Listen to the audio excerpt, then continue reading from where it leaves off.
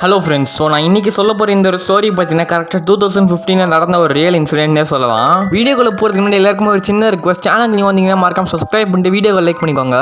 2015 India Bhutan பார்டரில் ஹசிம்லான்னு சொல்லிட்டு ஒரு கிராமத்தில் பார்த்தீங்கன்னா நான் ஒரு கவர்மெண்ட் ஆஃபீஸராக வேலை செஞ்சுட்டு இருந்தேன். ஸோ இந்த கிராமம் பார்த்தீங்கன்னா வெஸ்ட் பெங்கால் பூட்டான் பார்டரில் பார்த்தீங்கன்னா கரெக்டாக லொக்கேட் ஆயிருந்துச்சு. ஸோ இந்த கிராமத்தில் அடிக்கடி பவர் கட் ஆகிட்டே இருக்கும். ஆனால் எனக்கு சின்ன வயசுலேருந்து வீடியோ கேம்ஸ் ஆடுறதுக்கு ரொம்ப பிடிக்கும். ஒரு நாள் கூட நான் ஸ்கிப் பண்ணதே கிடையாது. கிராமத்தில் அடிக்கடி பவர் கட் இருக்கிறதுனால நானும் பார்த்தீங்கன்னா சிட்டிக்கு ஷிஃப்ட் ஆயிட்டேன். ஸோ நான் ஷிஃப்ட் ஆன வீடு பார்த்தீங்கன்னா என்னோட ஆஃபீஸ்லேருந்து கிட்டத்தட்ட 35 கிலோமீட்டர்ஸ். என்னோட ஆஃபீஸ்லேருந்து வீட்டுக்கு வர வழியில் பார்த்தீங்கன்னா 20 கிலோமீட்டருக்கு ஒரு பெரிய காடு இருக்கும். அந்த 20 கிலோமீட்டர்ஸ் ஃபுல்லாக பார்த்தீங்கன்னா உங்களால் யாரையுமே பார்க்க முடியாது. சப்போஸ் பார்த்தா நீங்கள் ரொம்ப லக்கினே சொல்லலாம். ஏன்னா அந்த வழியாக மனிதர்களோட நடமாட்டம் அவ்வளோ இருக்கவே இருக்காது. நான் எப்பவுமே என்னோட ஆஃபீஸ்லேருந்து 4 o'clock கிளம்புனா 7 o'clock என்னோட வீட்டுக்கு வந்து ரீச் பண்ணிடலாம். ஆனால் அன்னைக்கு ஒரு நாள் என்னோட வேலை ரொம்ப சீக்கிரமாக முடிஞ்சதுனால நானும் பார்த்தீங்கன்னா மதியானம் 2 மணிக்கு என்னோட வீட்டுக்கு கிளம்பிட்டேன். என்னோட வீட்டுக்கு போயிட்டு இருக்க வழியில் பார்த்தீங்கன்னா அந்த காட்டு பகுதியில் தூரத்தில் ஒரு பொண்ணு தெரிஞ்சா.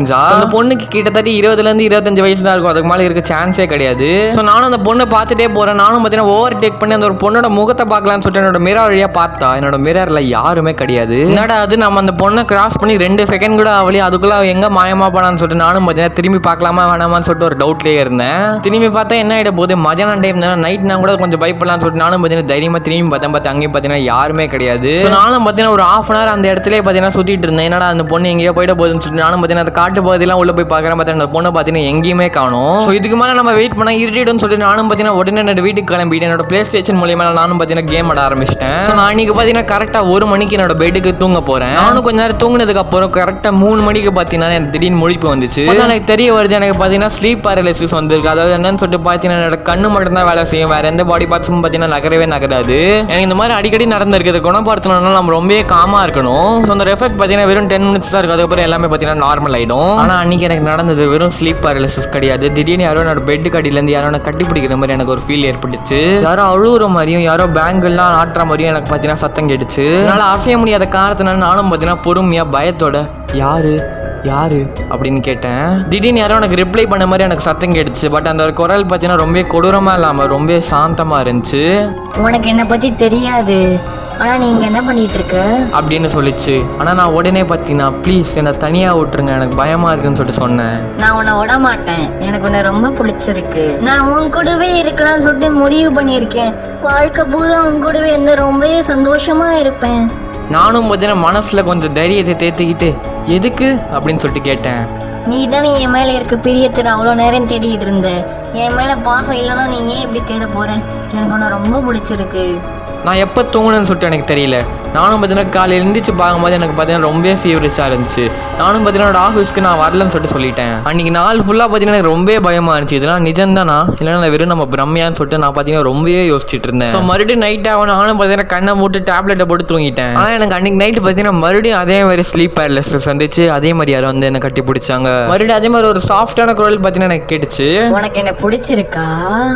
அதுக்கு பார்த்தீங்கன்னா நான் எதுவுமே ரிப்ளை பண்ணாமல் அப்படியே பார்த்தீங்கன்னா தூங்கிட்டேன். மறுபடியும் அதே மாதிரி ஒரு குரல், பதில் சொல்லு, உனக்கு என்ன பிடிச்சிருக்கா? ஆனா என்னோட வீட்டுக்காருக்கு என்ன சுத்தமா பிடிக்காது.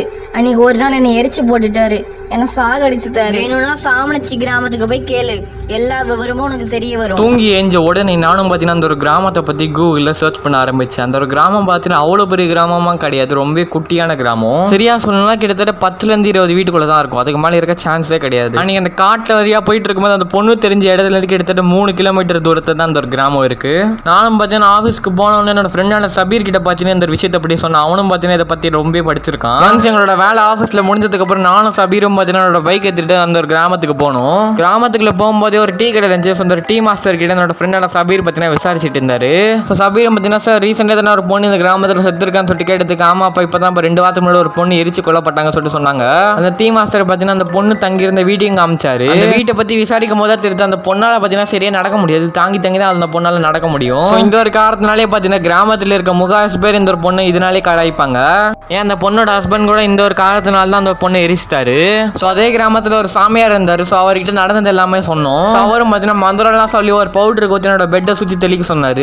அது மட்டும் இல்லாமல் நீ தூங்கும் போது இந்த மாதிரி ஆவி இருக்கதான் நினைக்கவே கூடாது. சப்போஸ் நீ இந்த 7 நாளுக்குள்ள நினைச்சிட்டா மறுபடியும் அந்த பேய் மேலே ஒட்டிக்கும்னு சொல்லிட்டு சொல்றாரு. நானும் பார்த்தீங்கன்னா அவர் கொடுத்த அந்த ஒரு பவுடர் என்னோட பெட்டை சுற்றி தெளிச்சு அந்த பொண்ணை பார்த்தீங்கன்னா சுத்தமாக நினைக்கவே இல்லை. ஒன்ஸ் அந்த 7 நாள் முடிஞ்சதுக்கு நானும் பார்த்தீங்கன்னா அந்த பொண்ணை பற்றி ரிசர்ச் பண்ண ஆரம்பிச்சேன். இந்த ஸ்லீப் பேரலிசிஸ்னால அவன் எனக்கு தெரியல, அந்த வெறும் பிரம்மாதானான்னு சொல்லிட்டு நானும் பார்த்தீங்கன்னா ரொம்ப நேரமாக யோசிச்சுட்டு இருந்தேன். ஆனால் அவன் சொன்ன ஒரு வார்த்தை என்னோட மனசில் இன்னி வரைக்கும் நினச்சிக்கிட்டே தான் இருக்குது. நான் உன்னை விட மாட்டேன், எனக்கு உன்னை ரொம்ப பிடிச்சிருக்கு. சப்போஸ் அவள் திடீர்னு வந்துட்டானா நான் என்ன பண்ணுறதுன்னு சொல்லிட்டு நான் இன்ன வரைக்கும் யோசிச்சுட்டு தான் இருக்கேன். ஸோ இந்த ஒரு மிஸ்டேக்கு முடிவே கிடையாதா? ஹோப் நான் அவளை பற்றி நினைக்காம என்னோட ஜர்னி கண்டினியூ பண்ணலாம்னு சொல்லிட்டு இருக்கேன். ஸோ இந்த வீடியோ பிடிச்சி தான் மறக்காம லைக் பண்ண சேனல் மறக்காம சப்ஸ்கிரைப் பண்ணிட்டு உங்களோட ஃப்ரெண்ட்ஸ்க்கு இந்த வீடியோ ஷேர் பண்ணுங்கள்.